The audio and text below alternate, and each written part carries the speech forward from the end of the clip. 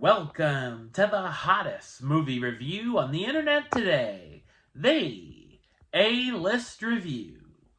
I am your host, the Game Changer, Wes Troop, and it's time to go back to the theater. And it's a musical biopic about one of my favorite musical artists, American male artists, that is, my review of the 2025 drama, Springsteen, Deliver Me From Nowhere. Coming up now.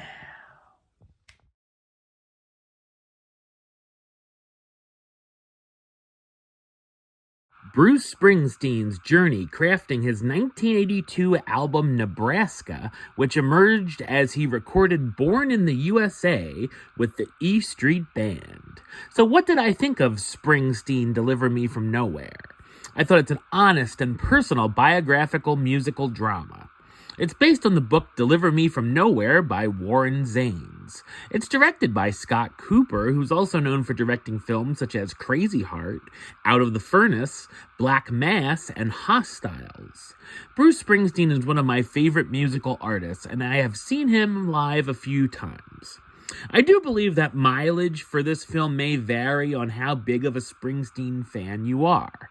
It's not your average musical biopic, which I think is a good thing, but feels more like a character study covering a specific period of his career and life. It's set in the early 80s, where Bruce just had a commercial hit with his album The River. He returns home to New Jersey in a rental home and begins to feel lost. He ends up getting inspiration from the Terrence Malick film Badlands, which I have a review of on this channel, cheap plug, and begins writing some darker, non-radio friendly songs and strips things down to just him and his acoustic guitar, which would become the Nebraska album he records in the house.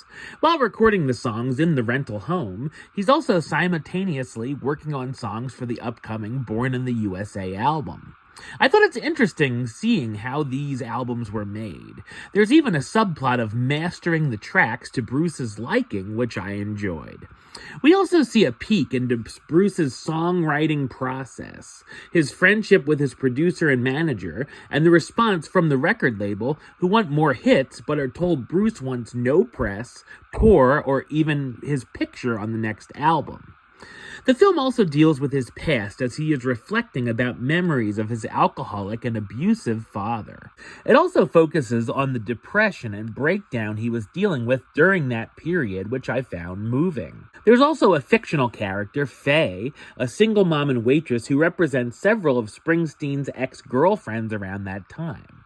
I feel like the tone of the film actually parallels the Nebraska album, as it can be slow-moving, which could be a detractor for some viewers. Jeremy Allen White does a fantastic job portraying Bruce Springsteen, and at times looks just like him, and has the mannerisms perfected, with some highlights being the band performing some of Born to Run, and recording Born in the USA. Also in the cast, Jeremy Strong as John Landau, Springsteen's manager and record producer, Paul Walter Hauser as Mike Matlin, Bruce's recording engineer during the Nebraska sessions, Stephen Graham as Douglas Springsteen, Bruce's father that he had a complicated relationship with, and Odessa Young as Faye Romano, Bruce's love interest. Springsteen Deliver Me From Nowhere shows us a different side of the boss and his inner struggles with great performances from the cast.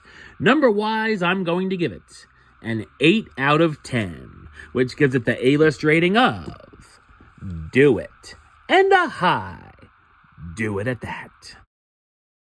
Alright, well that's the show. I'll be back with another review very soon. But until then, don't forget to like, comment, and subscribe right here on YouTube. YouTube.com/Westside515. Like the show on Facebook, Facebook.com/WesTroopAlist. And of course, you can follow me on the Instagram and Letterboxd at WesAlist. Until next time, Troop out.